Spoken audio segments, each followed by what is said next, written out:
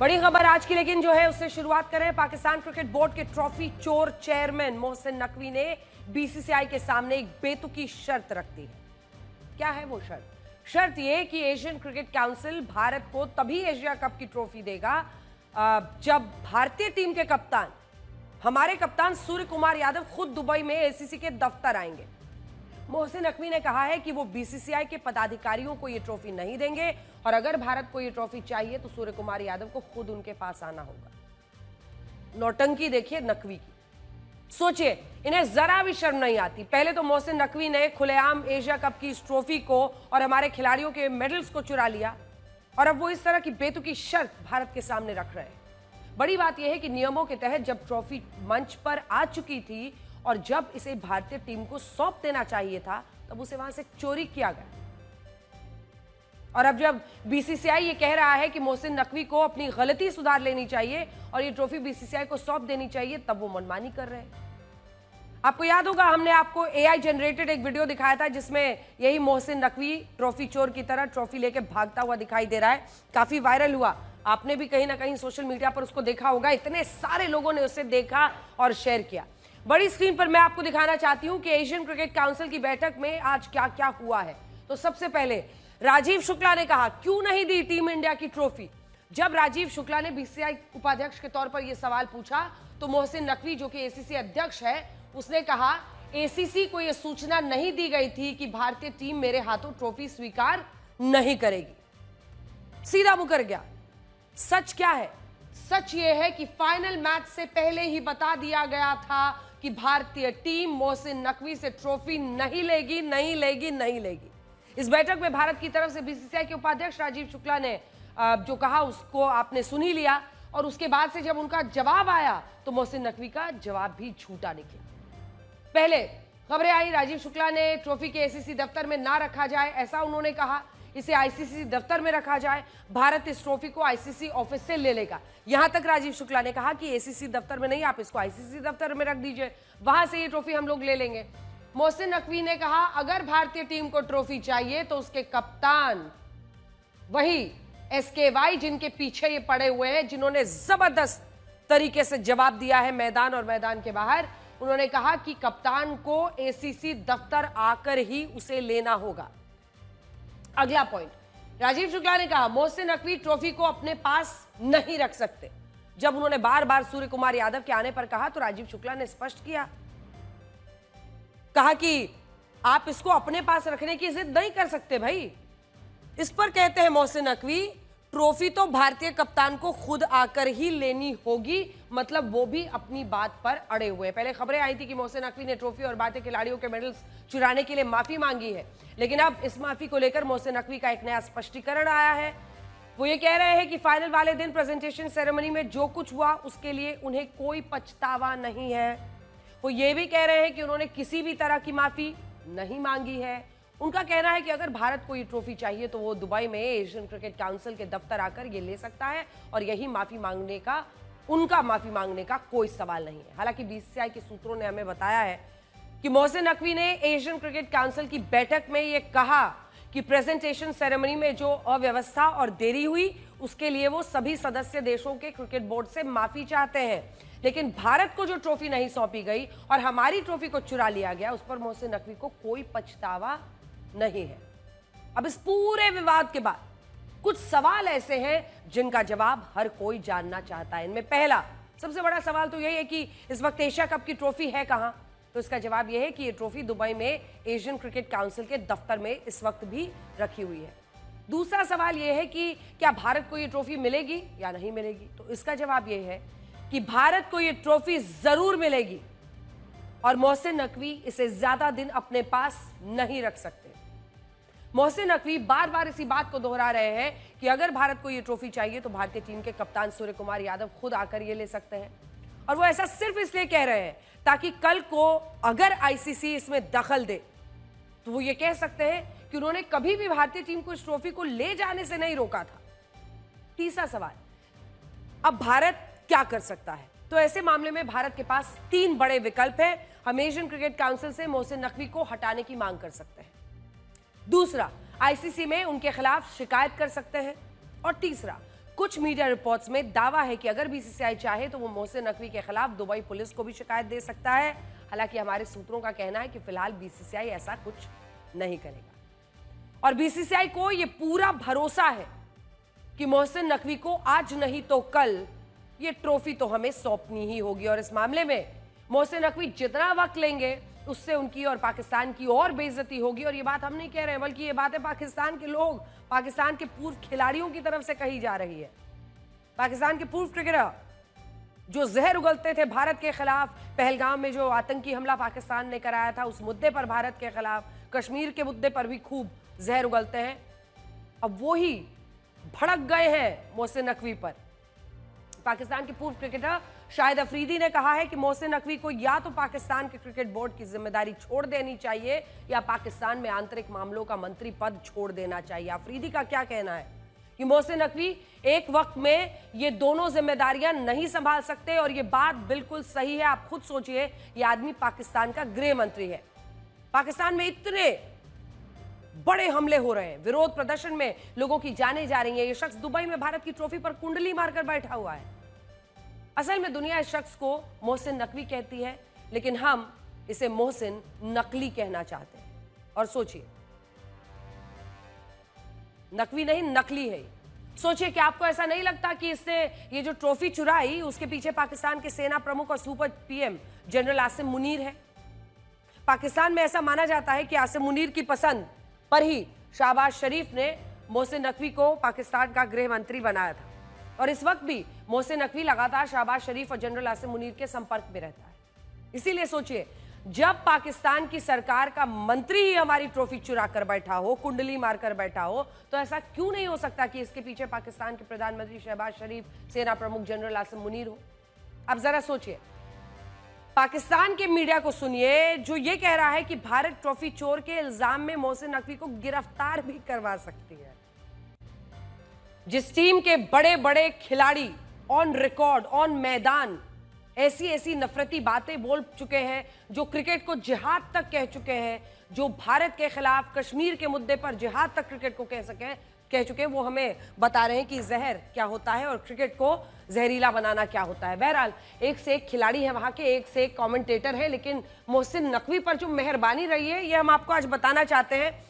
यह आशंका है कि कहीं मोहसिन नकवी प्रधानमंत्री शहबाज शरीफ और सेना प्रमुख जनरल मुनीर के कहने पर तो इस ट्रॉफी पर कुंडली मारकर नहीं बैठे हैं।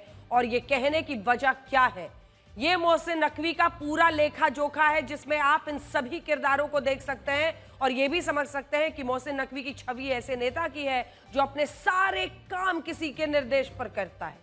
और यहां भी हो सकता है कि उन्होंने किसी के कहने पर इस ट्रॉफी को चुरा कर अपने पास रखा है। 2023 में पंजाब प्रांत के कार्यवाहक सीएम बनाने की सिफारिश हमजा शरीफ ने की। शहबाज शरीफ के बेटे हैं हमजा शरीफ और उन्होंने ये सिफारिश की।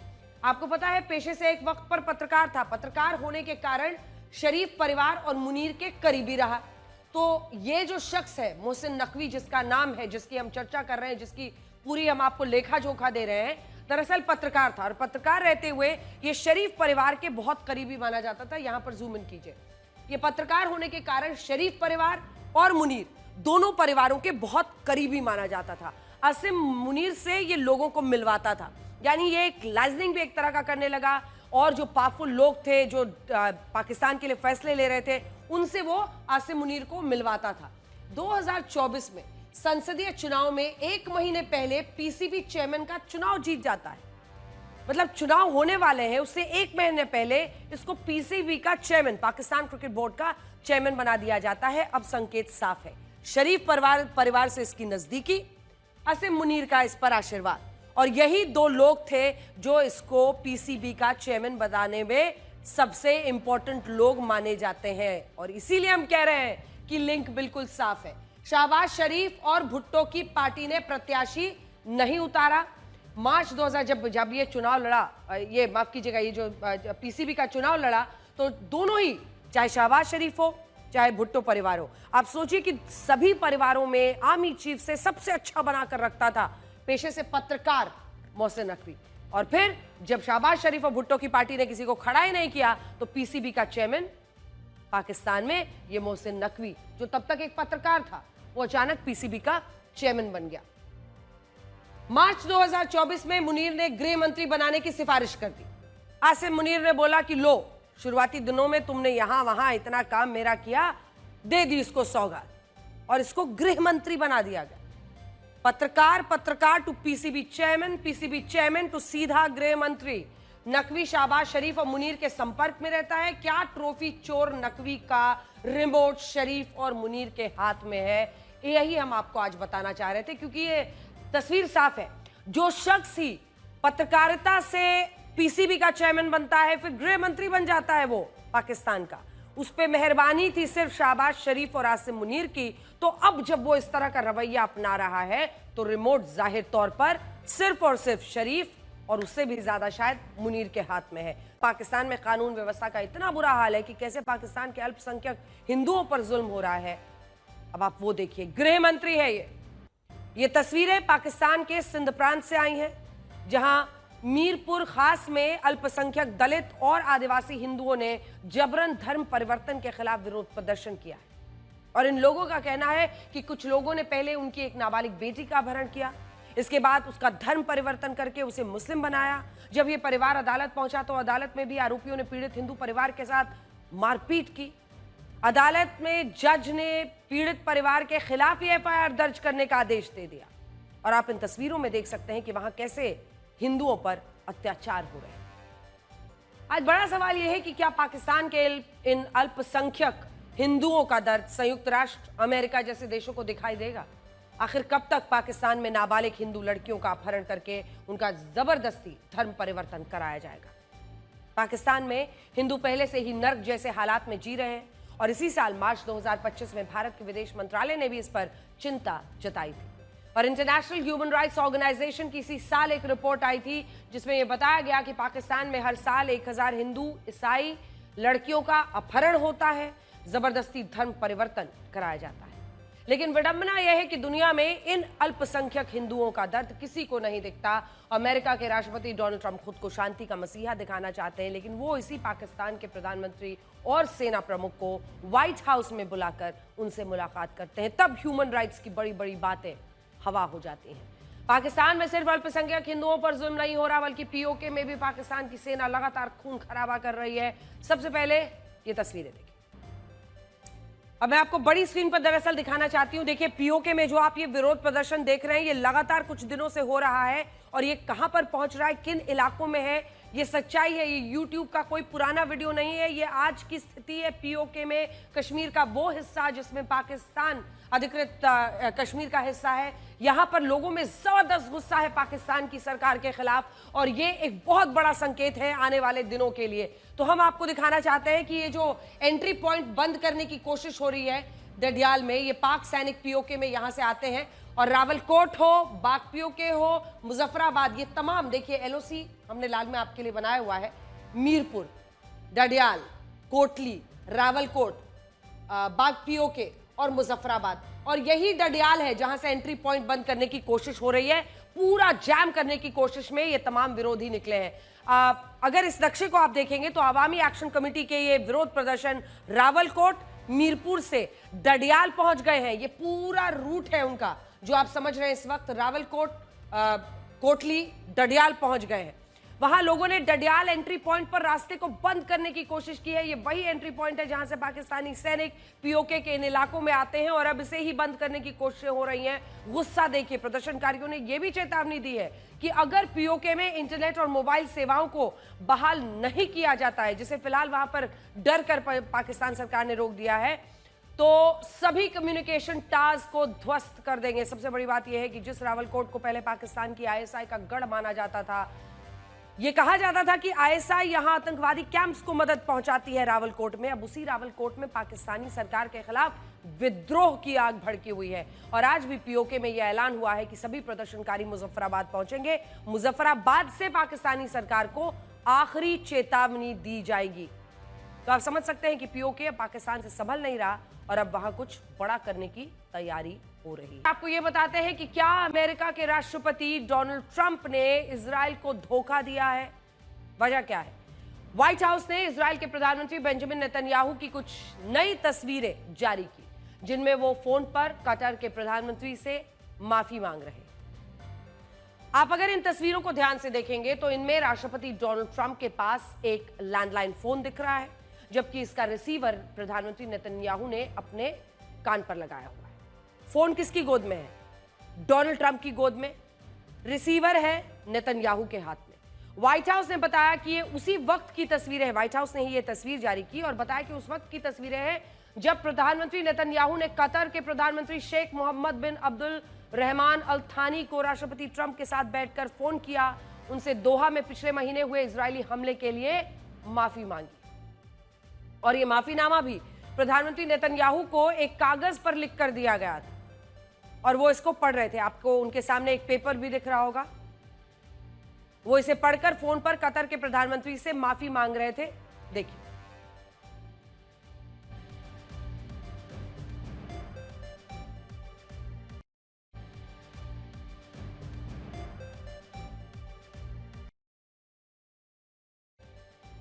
देखिए, इजरायल ने कतर से वादा किया है कि वो अब कभी भी उसके देश पर हमला करने की गलती नहीं करेगा और कतर ने भी इजरायल की इस माफी को स्वीकार कर लिया है। आज बड़ा सवाल यह है कि आखिर इजरायल के प्रधानमंत्री नेतन्याहू इस माफी के लिए तैयार कैसे हो गए और क्या इजरायल अब दबाव में आ गया है? ऐसा इसलिए भी मुमकिन है क्योंकि पिछले महीने जब दोहा में इजरायल की सेना ने हमास के लोगों पर हमला किया था, तब उसके बाद ओआईसी के सभी 57 मुस्लिम देश और अरब लीग के 22 देशों ने एकजुटता दिखाई थी। नेटो संगठन के पश्चिमी देशों ने भी फिलिस्तीन को मान्यता देने के लिए संयुक्त राष्ट्र में एक दिन का सम्मेलन बुलाया था। इसके बाद ऐसा लग रहा था कि इजरायल अब अलग थलग हो चुका है और उसके कारण अमेरिका के भी अरब देशों के साथ रिश्ते खराब हो रहे हैं। शायद इसी वजह से अपनी इसी साख को बचाने के लिए अमेरिका के राष्ट्रपति डोनाल्ड ट्रंप ने पहले 8 मुस्लिम देशों के नेताओं के साथ न्यूयॉर्क में एक बैठक की और इसके बाद अब प्रधानमंत्री नेतन्याहू से फोन पर कतर के प्रधानमंत्री से माफी भी मंगवा दी। और ऐसा नहीं है कि इजरायल ने पहली बार अपने हमले के लिए किसी देश से माफी मांगी है। साल 1996 जब नेतन्याहू पहली बार इजरायल के प्रधानमंत्री बने थे, तब भी मोसाद ने हमास के सबसे बड़े नेता खालिद मशाल को जान से मारने की योजना बनाई। जॉर्डन में मोसाद के एजेंट्स ने खालिद मशाल के कान के पास एक स्प्रे करके उन्हें जहर से मारने की कोशिश की थी। हालांकि उस वक्त ये एजेंट्स पकड़े गए थे और बाद में उन्हें छुड़ाने के लिए इजरायल को माफी मांगनी पड़ी थी। खालिद मशाल को बचाने के लिए एंटीडोट भी जॉर्डन को देना पड़ा था। इसके अलावा साल 2010 इजरायल ने गाजा में राहत सामग्री पहुंचाने वाले तुर्की के एक जहाज पर हमला किया और उस वक्त भी तत्कालीन राष्ट्रपति बराक ओबामा के कहने पर इजरायल को तुर्की से माफी मांगनी पड़ी थी और इस हमले में मारे गए तुर्की के लोगों को मुआवजा भी इजरायल ने दिया था। और इस बार भी यही हुआ है। इससे आप ये समझ सकते हैं कि इजरायल की भी अपनी सीमाएं हैं। जहां इजरायल के हमले से अमेरिका के हितों को नुकसान होता है, तो वहां अमेरिका इजरायल से कहता है माफी मांगो। माफी मंगवाने में देरी नहीं करता है अमेरिका। अमेरिका में राष्ट्रपति डोनाल्ड ट्रंप के प्रशासन ने आज से अपना सारा कामकाज बंद कर दिया है क्योंकि उनके पास सरकार चलाने का पैसा खत्म हो गया है। सुनने में आपको बहुत अजीब लगेगा, लेकिन यह 100% सच खबर है। आज से अमेरिका के लाखों सरकारी कर्मचारियों की सैलरी मिलना बंद हो जाएगी क्योंकि सरकार उन्हें अब हर महीने की सैलरी नहीं दे सकती और इसी के साथ आज से अमेरिका का शटडाउन मोड शुरू हो गया है। क्या होता है शटडाउन मोड? इसे यूएस शटडाउन ही भी कहते हैं, जो एक ऐसी स्थिति में लागू होता है जब अमेरिकी सरकार के पास सरकार चलाने का बजट नहीं होता और यह पैसा उन्हें कब मिलेगा यह भी निश्चित नहीं होता। ऐसी स्थिति में जब तक सरकार चलाने का पैसा नहीं मिलता तब तक सारे सरकारी कामकाज, सरकारी दफ्तर सब कुछ बंद कर दिए जाते हैं, जिसे यूएस शटडाउन कहा जाता है। जिस तरह से भारत में बजट पास होता है, वैसे ही अमेरिका में सरकार चलाने के लिए हर साल बजट पास कराना जरूरी होता है और इसमें अगर यूएस कांग्रेस यानी सेनेट और हाउस ऑफ रिप्रेजेंटेटिव्स में किसी भी कारण से खर्च से जुड़ा कोई बिल पास नहीं होता तो उसे गवर्नमेंट शटडाउन मोड कहा जाता है और उसमें सरकार चली जाती है। आप अमेरिका की सेनेट और हाउस ऑफ रिप्रेजेंटेटिव्स को भारत के संदर्भ में वहां की राज्यसभा, लोकसभा से मिलाकर देख सकते हैं और ये मिलकर यूएस कांग्रेस बनते हैं। और बड़ी बात यह है कि जब ये यूएस कांग्रेस खर्च करने की अनुमति नहीं देती, तब सरकार के पास पैसा नहीं होता और वो सरकारी एजेंसियों को वेतन नहीं दे पाती और इसी वजह से उनसे जुड़े दफ्तर, सेवाएं बंद कर दी जाती है। शटडाउन के दौरान सरकारी कामकाज से जुड़े कर्मचारियों को अस्थायी रूप से बगैर वेतन की छुट्टियों पर भेज दिया जाता है और इस बार भी अमेरिका में यह शटडाउन शुरू हो चुका है। शटडाउन का सबसे बुरा असर अमेरिका की आम जनता पर पड़ता है। और इसकी वजह से कई जरूरी सेवाएं बंद हो जाती हैं और इनसे जुड़े लाखों कर्मचारी है जिनकी सैलरी रुक जाती है। जैसे नेशनल पार्क्स बंद कर दिए जाते हैं, म्यूजियम्स बंद, पासपोर्ट वीजा ऑफिस प्रभावित होते हैं, टैक्स रिफंड, कई प्रशासनिक सेवाएं बंद हो जाती हैं, रिसर्च साइंस प्रोजेक्ट्स बंद हो जाते हैं, नासा का कामकाज प्रभावित होता है, शिक्षा पर्यावरण से जुड़े विभाग बंद कर दिए जाते हैं और अदालतों का काम भी काफी हद तक प्रभावित होता है। इसके अलावा कई जरूरी सेवाएं तो ऐसी होती हैं जिसमें शटडाउन के दौरान बगैर वेतन के ही काम करना पड़ता है। बाकी कई ऐसे होते हैं जिनको बगैर वेतन छुट्टी पर भेज दिया जाता है। लेकिन दूसरी तरफ जहां पर बगैर वेतन काम करना पड़ता है उसमें थल सेना, नौसेना, वायुसेना के जवान बिना वेतन के काम करते हैं। पुलिस, FBI, सीक्रेट सर्विस से जुड़े लोग, एयर ट्रैफिक कंट्रोल, एयरपोर्ट की सुरक्षा से जुड़े लोग या फिर हॉस्पिटल हेल्थ केयर से जुड़े कर्मचारियों को शटडाउन के दौरान भी बिना वेतन के काम करना पड़ता है। शटडाउन की वजह से इस बार अमेरिका के करीब 7.5 लाख सरकारी कर्मचारियों की सैलरी नहीं आई। और सोचिए, अमेरिका हमें डेड इकोनॉमी बताता है और देश में कुछ लोग हाँ में हाँ मिलाते हैं, जबकि उसकी खुद की आप आर्थिक सेहत का अंदाजा इस बात से लगा सकते हैं। साल 2018 के बाद ये पहली बार है जब अमेरिकी सरकार ने यूएस शटडाउन का ऐलान किया है। इस ऐलान के साथ ही अमेरिकी जनता की परेशानी बढ़ गई। अमेरिका में ज्यादातर लोग अपनी हर महीने आने वाली सैलरी पर ही निर्भर करते हैं। वहां पर हमारे देश की तरह पूंजी, सेविंग्स यानी बचत करने की बहुत ज्यादा प्रथा नहीं है और ऐसे में जो महीने की सैलरी है वो उनके लिए बहुत जरूरी होती है। उनके रोजाना के खर्चे, क्रेडिट कार्ड की रीपेमेंट्स, राशन का खर्च, लोन रीपेमेंट, अन्य जरूरी खर्चे सैलरी पर निर्भर हैं। अमेरिका की जनता के लिए यूएस शटडाउन बड़े खतरे की तरह है क्योंकि ये कब खत्म होगा इसके बारे में उन्हें या राष्ट्रपति को भी पता नहीं होता। इसमें कई बार 1 से 2 दिन भी लग सकते हैं और कई बार 1 से 2 महीने भी लग जाते हैं। अमेरिका के इतिहास में अब तक 20 बार शटडाउन की स्थिति आई है, जिसमें सबसे लंबा शटडाउन साल 2018 में हुआ था और यह करीब 35 दिनों तक चला। ये शटडाउन राष्ट्रपति ट्रंप के पिछले कार्यकाल के दौरान हुआ था, जो 22 दिसंबर 2018 से 25 जनवरी 2019 तक चला। उस वक्त मेक्सिको बॉर्डर पर दीवार बनाने की फंडिंग को लेकर बहस छिड़ी हुई थी, जिसका बजट पास नहीं हुआ, फिर शटडाउन करना पड़ा था। सोचिए, इन 35 दिनों तक अमेरिका के करीब 4 लाख कर्मचारियों के पास जरूरी खर्च के भी पैसे नहीं थे क्योंकि उनकी सैलरी नहीं आई थी। दूसरा बड़ा शटडाउन 1995 में तत्कालीन राष्ट्रपति बिल क्लिंटन के कार्यकाल में हुआ था। 21 दिनों तक चला। शटडाउन 16 दिसंबर 95 से 96 तक चला। उस दौर में सरकार के खर्चों में कटौती, मेडिकेयर, पर्यावरण से जुड़े बजट को लेकर विवाद था। यह बजट पास नहीं हो पाया। इसके अलावा साल 2013 में बराक ओबामा, जिनके कार्यकाल में 16 दिन के लिए, 1990 में जॉर्ज डब्ल्यू बुश के कार्यकाल में 3 दिन के लिए शटडाउन, 1978 में तत्कालीन राष्ट्रपति जिमी कार्टर के कार्यकाल में 17 दिन के लिए शटडाउन हुआ और इसका बुरा असर उस दौर के सरकारी कर्मचारियों को भुगतना पड़ा। भारत में अगर सरकारी कर्मचारियों की सैलरी किसी महीने रुक जाती है तो ऐसा देखा गया है कि उन्हें उस महीने की सैलरी बाद में दे दी जाती है। अमेरिका में भी यही सिस्टम है, लेकिन वहां पर एक पेच जरूर है। यूएस शटडाउन के दौरान अमेरिका के करीब 7.5 लाख सरकारी कर्मचारियों की सैलरी नहीं आएगी, लेकिन इनमें से कई कर्मचारियों की सैलरी बैक पे के नाम पर बाद में दे दी जाएगी। शटडाउन के दौरान जरूरी सेवाओं के ऐसे कर्मचारी जो बिना वेतन के काम कर रहे हैं, उन्हें बाद में बैक पे के नाम पर पिछली सैलरी दे दी जाती है। लेकिन जिन सरकारी कर्मचारियों को बिना वेतन की छुट्टी पर भेजा जाता है, उन्हें बैक पे के तहत पिछला वेतन नहीं मिलता। अमेरिकी सरकार मानती है कि जब उन्होंने काम ही नहीं किया तो सैलरी कहां से बनती है। यूएस शटडाउन जब भी हुआ है, उसका खामियाजा उस दौर की अमेरिकी सरकार को भुगतना पड़ा है। इस तरह की स्थिति बनने पर लोगों का भरोसा सरकार पर कम होता है। राजनीतिक पार्टियों को स्थानीय नेताओं के खिलाफ लोगों का गुस्सा फूटता है। अमेरिका की जनता इस बात से भी नाराज होती है कि शटडाउन जैसी स्थिति में उनकी सैलरी तो रोक दी जाती है या फिर उनको जबरन बिना वेतन की छुट्टी पर भेज दिया जाता है, लेकिन इस दौरान अमेरिकी राष्ट्रपति, उपराष्ट्रपति, सांसद, सेनेट मेंबर्स, अलग अलग सरकारी विभागों के सचिव, सबकी सैलरी आती रहती है। इस मुद्दे पर कई बार अमेरिकियों का गुस्सा अपने नेताओं पर फूटा है। दरअसल इन सभी की सैलरी इसलिए आती है क्योंकि इनकी सैलरी के लिए अलग से स्टैट्यूटरी फंडिंग का प्रावधान किया गया है।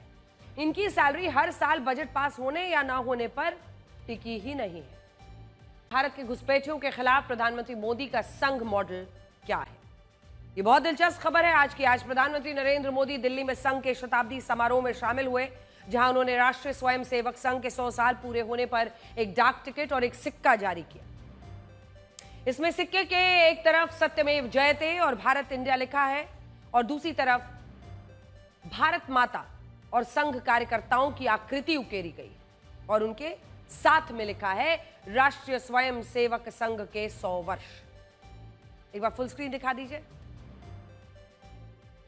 ये देखिए, एक तरफ एम्ब्लेम और दूसरी तरफ इस पर भारत और इंडिया और 100 रुपया भी लिखा है और वहीं दूसरी तरफ आप देखेंगे पहली बार भारत के इतिहास में भारत मां की तस्वीर लगी है और संघ के कार्यकर्ताओं की। इस डाक टिकट और सिक्के को जारी करने के बाद प्रधानमंत्री मोदी ने 2 बड़ी बातें कही हैं। पहली बात यह कि संघ और उसके स्वयंसेवकों का एक ही उद्देश्य है, राष्ट्र प्रथम, और दूसरी बात यह कि संघ के पास एक ऐसा रोड मैप है जिससे घुसपैठियों की चुनौती से निपटा जा सकता है। सुनिए। सामाजिक समरसता को आज डेमोग्राफी में बदलाव के षड्यंत्र से, घुसपैठियों से भी बड़ी चुनौती मिल रही है। यह हमारी आंतरिक सुरक्षा और भविष्य की शांति से भी जुड़ा हुआ प्रश्न है। हमारी एकता को तोड़ने की साजिशें, डेमोग्राफी में बदलाव के षड्यंत्र, एक प्रधानमंत्री के नाते मैं नम्रतापूर्वक कहूंगा कि मुझे बहुत संतोष है कि हमारी सरकार इन चुनौतियों से तेजी से निपट रही है।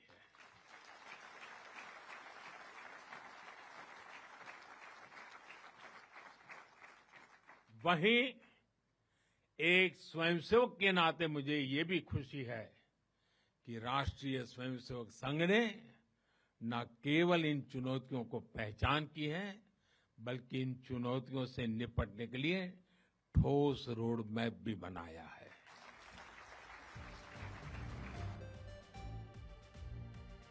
प्रधानमंत्री को आप सुन रहे थे। आज हर कोई ये जानना चाहता है कि घुसपैठियों से निपटने का संघ मॉडल क्या हो सकता है। तो संघ के पास पूरे भारत में 1 करोड़ से ज्यादा कार्यकर्ता हैं, जिनकी जिला, तालुका, ग्रामीण स्तर पर बहुत मजबूत पकड़ है और ये स्वयंसेवक घुसपैठियों की पहचान में पुलिस प्रशासन की मदद कर सकते हैं।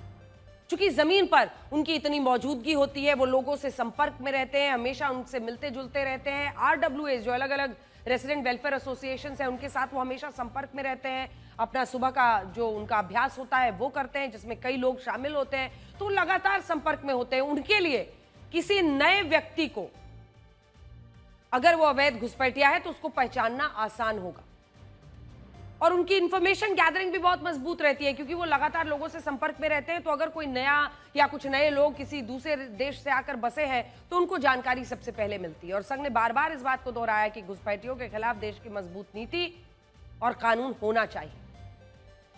आज प्रधानमंत्री मोदी ने भी इस बात को कह दिया कि उनके पास घुसपैठियों के खिलाफ संघ का रोड मैप है। आपको वो तस्वीरें और दृश्य दिखाते हैं जिनकी सबसे ज्यादा चर्चा हो रही है। आपने उत्तर प्रदेश के मुख्यमंत्री योगी आदित्यनाथ का अपराधियों, उपद्रवियों, दंगाइयों पर सख्त एक्शन वाला रूप जरूर देखा होगा, लेकिन आज आपको हम उनका एक दूसरा रूप दिखाना चाहते हैं।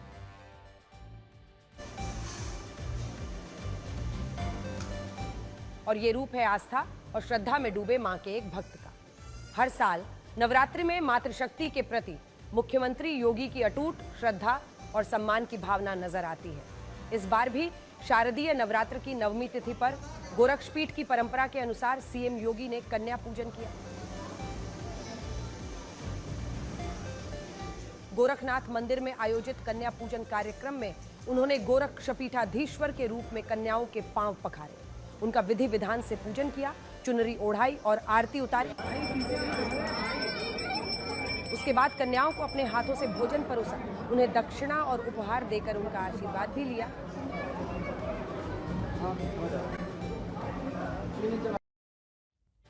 जिस वक्त देश में नवरात्रि का त्योहार मनाया जा रहा है, कन्याओं का पूजन सम्मान किया जा रहा है, तब इसी देश में कुछ ऐसे रावण भी हैं जिन्होंने बहन बेटियों का घर से निकलना मुश्किल कर दिया है।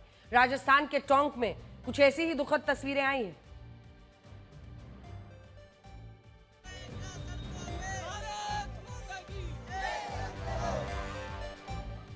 जहां एक 13 साल की छात्रा ने आरोप लगाया कि कुछ लड़के उसे महीने भर से परेशान कर रहे हैं और वो कोचिंग से आते जाते उसे छेड़ते हैं। ये लोग उस पर धर्म परिवर्तन का भी दबाव बना रहे हैं। ऐसा ना करने पर तेजाब फेंकने की धमकी दे रहे हैं। छात्रा का कहना है कि पिछले हफ्ते उन्होंने उसका पीछा करते हुए हाथ पकड़ लिया और उसके साथ में बदतमीजी की। तो उन्होंने मुझे रोका और धमकी देने लगे। क्या बोला था? उन्होंने मुझे बोला कि तेरा धर्म परिवर्तन करा देंगे, तेरे से निकाह कर लेंगे, तो और बोला कि तू नहीं मानी तो तेरे पे एसिड डोल देंगे। नाबालिग से छेड़खानी के मामले में पुलिस ने मुख्य आरोपी ताहिर और फाइज को गिरफ्तार कर लिया है। 3 और आरोपियों को पुलिस तलाश रही है। आरोपियों ने छेड़खानी का विरोध करने पर कोचिंग संचालक पर जानलेवा हमला भी किया था। उस वक्त आरोपी हथियारों के साथ पहुंचे थे। घटना के बाद से टोंक में लोगों में काफी गुस्सा था। लोगों ने आरोपियों की गिरफ्तारी के लिए प्रदर्शन भी किया। 2 आरोपियों को गिरफ्तार करने के बाद पुलिस ने पैदल परेड भी कराई। आपको फिलीपींस की तस्वीरें दिखाते हैं और जहां रिक्टर स्केल पर 6.9 लगभग 7 की तीव्रता से भूकंप ने भारी तबाही मचाई। इस भूकंप की वजह से वहां कई इमारतें ढह गई। 60 लोगों के मारे जाने की खबर है। भूकंप के तेज झटकों से फिलीपींस के सेबू प्रांत में अफरा तफरी मच गई। भूकंप के झटके इतने तेज थे कि कई इमारतें पूरी तरह ढह गईं और कई लोग मलबे में दब गए। अभी मरने वालों की संख्या बढ़ने की आशंका है क्योंकि कई लोग लापता हैं। फिलीपींस में भूकंप का खतरा हमेशा बना रहता है क्योंकि ये प्रशांत महासागर के रिंग ऑफ फायर पर स्थित है, जहां टेक्टोनिक प्लेटों की गतिविधियां बार बार भूकंप और ज्वालामुखी विस्फोट की वजह बनती हैं। और अब आप देखिए कि टीम इंडिया के ओपनिंग बल्लेबाज यशस्वी जायसवाल ने मात्र 23 साल की उम्र से में बड़ी उपलब्धि हासिल की है। उन्हें मशहूर टाइम मैगजीन की 100 हस्तियों में शामिल किया गया है। वो इस साल टाइम की 100 उभरती हस्तियों में शामिल होने वाले एकमात्र क्रिकेटर हैं। उन्होंने सोशल मीडिया पर इसकी जानकारी साझा की और इस पर खुशी जाहिर करते हुए लिखा कि ये मुझे याद दिलाता है कि मैं कितना दूर आ गया हूं और कितना आगे जाना है। यशस्वी जायसवाल भारत के उभरते खिलाड़ियों में से एक है। वो अब टेस्ट टीम का अहम हिस्सा बन चुके हैं। इसके अलावा वनडे और T20 में भी टीम के लिए शानदार प्रदर्शन कर चुके हैं। हालांकि एशिया कप में वो T20 टीम का हिस्सा नहीं थे, लेकिन 2 अक्टूबर से वेस्ट इंडीज के साथ होने वाले टेस्ट मैच में खेलते नजर आएंगे। दरअसल टाइम मैगजीन की ये लिस्ट ऐसे उभरते हुए जो लीडर्स होते हैं, स्टार्स होते हैं, लीडर्स, इनोवेटर्स, कलाकारों, चेंज मेकर्स को पहचान देती है जो अभी मेन स्ट्रीम लाइन में नहीं है, लेकिन भविष्य में अपने अपने क्षेत्र में ये सबसे ज्यादा प्रभावशाली साबित हो सकते हैं। अब आपको पिछले हफ्ते बरेली में हुई हिंसा की कुछ नई तस्वीरें दिखाते हैं जो पुलिस ने ही जारी की हैं। पुलिस का कहना है कि इन दंगों की साजिश के लिए मस्जिदों का सहारा लिया गया था।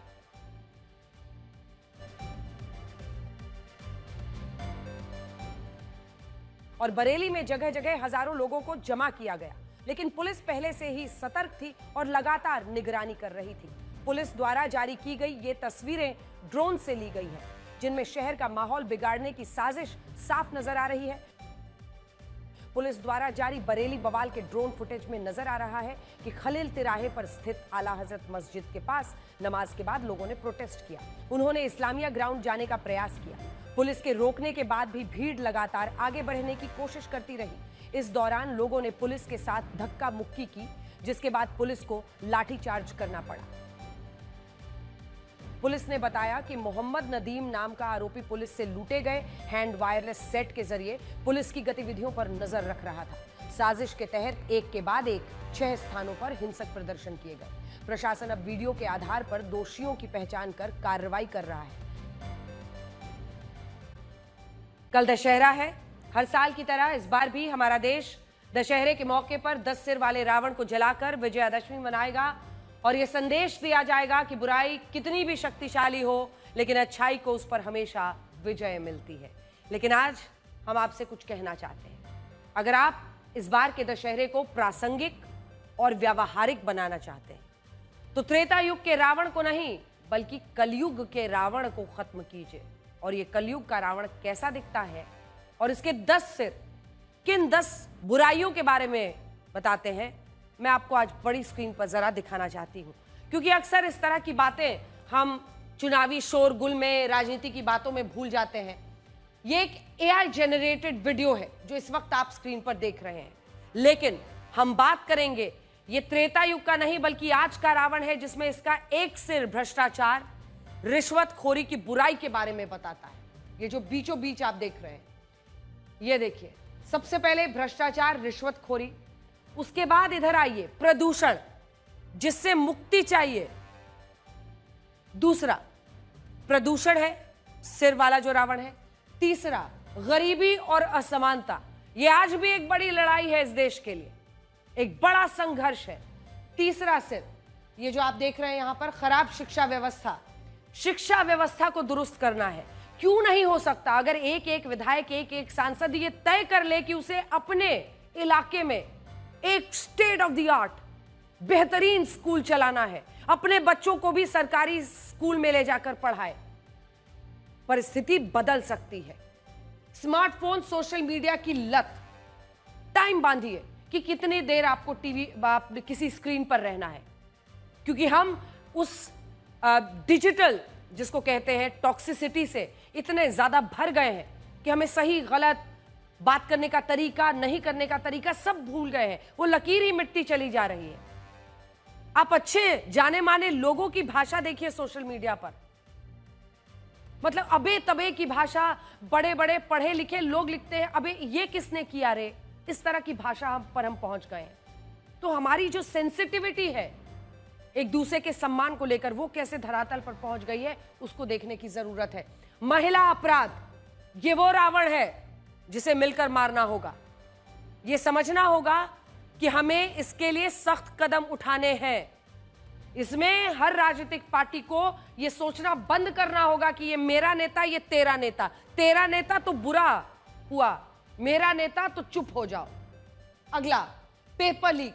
पेपर लीक वो रावण है जिसको लेकर आज के युवा बहुत चिंतित हैं। जूम इन करके पहुंचिए, क्योंकि सालों साल पढ़ते हैं, पेपर लीक रोकना ही पड़ेगा। और पेपर लीक होने के बाद अच्छी बात है, आप कार्रवाई करते हैं, जिसने पेपर लीक किया उसको पकड़ते हैं, लेकिन फुल प्रूफ सिस्टम बनाइए, क्योंकि जिस बच्चे ने वो पूरे साल पढ़ाई की है उसका साल बर्बाद होता है, उसकी मेहनत बर्बाद होती है। खराब स्वास्थ्य व्यवस्था, ये तीसरी है। जब तक नेता, सांसद, विधायक, मंत्री, मुख्यमंत्री, हर कोई सरकारी अस्पताल में अपना इलाज नहीं कराएगा, तब तक तस्वीर नहीं बदलेगी।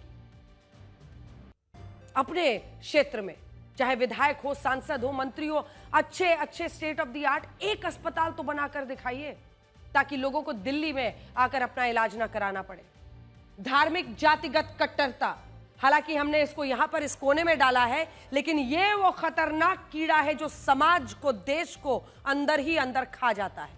और इसीलिए जाति के आधार पर हो या धर्म के आधार पर हो, कट्टरता के लिए जगह नहीं होनी चाहिए। एक दूसरे का सम्मान, ट्रैफिक जैम, खराब सड़कें, ये वो अगली मुसीबत है जिसका सामना और संघर्ष, ये लड़ाई हम लड़ रहे हैं और आगे बढ़ रहे हैं। हमने एआई से ट्रैफिक जैम का ये रावण भी बनाया जो हर रोज शहरों में लोगों का जीवन मुश्किल बना रहा है। दिल्ली, मुंबई, बेंगलुरु, कोलकाता जैसे शहरों में हर साल इस ट्रैफिक जैम के कारण 1.5 लाख करोड़ रुपए का नुकसान होता है। भारत में हर व्यक्ति हफ्ते में कम से कम 7 घंटे आता है। इससे आप ये समझ पाएंगे कि अगर आपको मारना ही है तो आज के इन रावण को मारिए और इन बुराइयों को हमारे समाज, हमारे देश से खत्म कीजिए। इस रावण को आप कुछ और आंकड़ों से समझ सकते हैं। इसी हफ्ते नेशनल क्राइम रिकॉर्ड्स ब्यूरो के नए आंकड़े आए हैं, जिनमें यह पता चला है कि साल 2023 में देश के दलितों, आदिवासियों के खिलाफ आपराधिक घटनाएं कितनी बढ़ी हैं।